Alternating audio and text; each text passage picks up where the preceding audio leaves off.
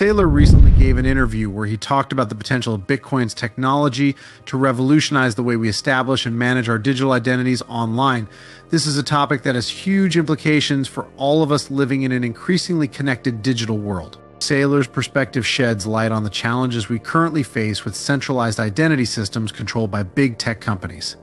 He offers a compelling vision for a decentralized future where individuals can truly own and control their online identities using the power of Bitcoin's blockchain. So get ready to have your mind blown as we unpack Saylor's thoughts on Bitcoin, digital identity, and the pursuit of a truly decentralized digital realm.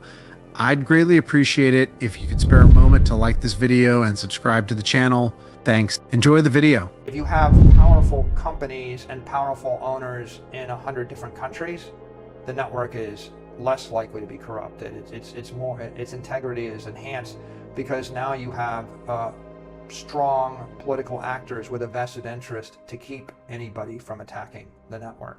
So I don't really think if fill in the blank, if a country in the Middle East decided that they wanted to buy a lot of Bitcoin, I don't think they're taking over Bitcoin because 99% of the Bitcoin is in someone else's hands, and they triple the price of Bitcoin. And so the 99% of the people that hold the rest of Bitcoin just got 3 times as powerful. And so there's no way for someone to join the network and undermine the network. They're strengthening the network as they join it. What they would do is if a big player in the Middle East joined the network and became embedded and had skin in the game, if the US government took an adverse position, you would have another sovereign that would take the opposite. So if you're worried about one country or one company having an influence, then the best thing that could possibly happen is have 10 other companies in 10 other countries, because now you have a network of interdependencies and you have checks and balances throughout. And I think that we've got more and more checks and balances, and as people invest more in the network, they become more conservative, and they will resist enthusiastic proposals to fix Bitcoin. It's very easy. I notice that most enthusiastic proposals to fix Bitcoin come from people that don't have any Bitcoin, right? And if you actually bet your entire country on Bitcoin, then you wouldn't be so enthusiastic to tinker with the network. If you bet your entire company on Bitcoin, then you wouldn't want to tinker. So ironically, these bigger actors are actually more conservative. They like it because they can trust it, and they can trust it because no one's changing it. If you take certain other crypto networks where they change them every 6 months and they tinker with them, every time you do a hard fork, you could destroy the entire thing. So who isn't in favor of hard forks? It's generally the protocol developers that want a job. They want to do something to help. They're the only ones that can do the hard forks. So they're the ones that promote them. Who doesn't want to do the hard forks? It's everyone that's bet their life, their future. If you're actually planning, if you're buying a lot of Bitcoin to give to your great-great-granddaughter, you're not terribly enthusiastic about a roadmap with 6 hard forks, right? And owning a lot of Bitcoin doesn't really give you power. I mean, the network, right. The network is stabilized by a combination of computer power, electric power, political power, economic power, right? And transactional power. So, Coinbase and Cash App have power, but that's different than the BlackRock power. And that's different than the Marathon or the Riot or all the Bitcoin mining power. And that's different than the power of all the node runners. And that's different than the power of the regulators or the politicians that support it.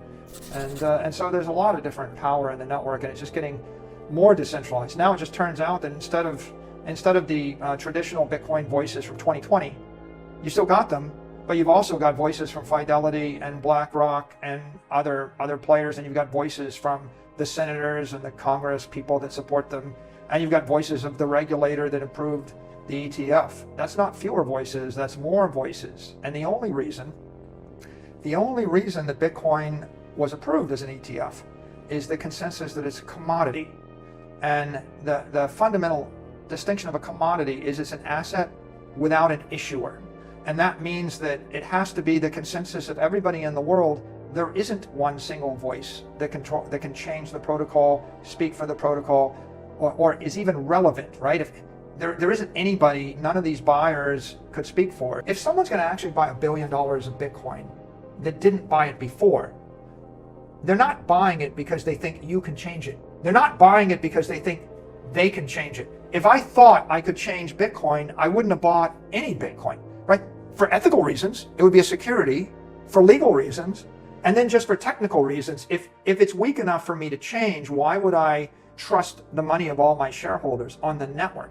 The smart money is buying Bitcoin because it is the crypto commodity network. It is the decentralized asset without an issuer, right? The dumb money is buying everything else. I don't worry about the people joining our network. We're winning the smart ones, and they're going to fight to defend the values of Bitcoin. You want to worry about it, right? Your enemies aren't the people buying Bitcoin because they want a decentralized crypto asset that's without an issuer. Your enemies are the people that are buying an inferior asset like gold or real estate or equity or bonds, or they're buying a crypto token network which is centrally controlled, that is an asset with an issuer. Those are the people that actually have the vested interest in. Today there's a security vacuum in the world, and that security vacuum derives from the fact that it's very difficult to establish your identity in cyberspace in an open, permissionless, trustless fashion. So right now, people, they use the login with Apple, and they trust Apple with all their passwords, their identity. And if you lose your iPhone or get kicked off the Apple network, that's a big problem. In a world of proprietary online identity or proprietary digital identity, you have these authentication credentials in a very fragile corporate database. And maybe you trust Apple or Google or Microsoft. Now the next question is, does the US government trust them with its credentials? Okay, now the next question is, does the Chinese government trust them? Does the Russian or the Ukrainian or the EU or any South American or African government? And now you get to this interesting issue, which is, how do I establish my digital passport or my cyber identity in an open global fashion that would be accepted by every country on earth, that would be accepted by every company on earth, and that would be accepted 100 years from now? How do I inscribe a piece of information on an immutable network that's unstoppable and immortal, right? This was the challenge that Satoshi struggled with in the white paper, and this is what Satoshi solved with Bitcoin. And the killer app that we've used it for is for $1 trillion worth of money or property on a crypto network. Saylor highlights a paradox in the adoption of Bitcoin as a decentralized system.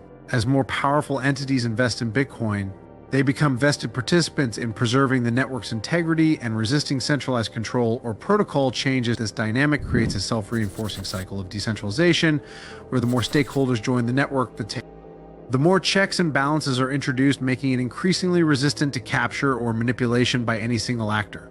That's all for now. I hope this video provided you with valuable insights into Michael Saylor's vision for Bitcoin and digital identity. As always, let me know your thoughts in the comments below. If you found this content informative, don't forget to hit that like button and subscribe to the channel for more exciting videos. Thanks for watching, and I'll catch you in the next one.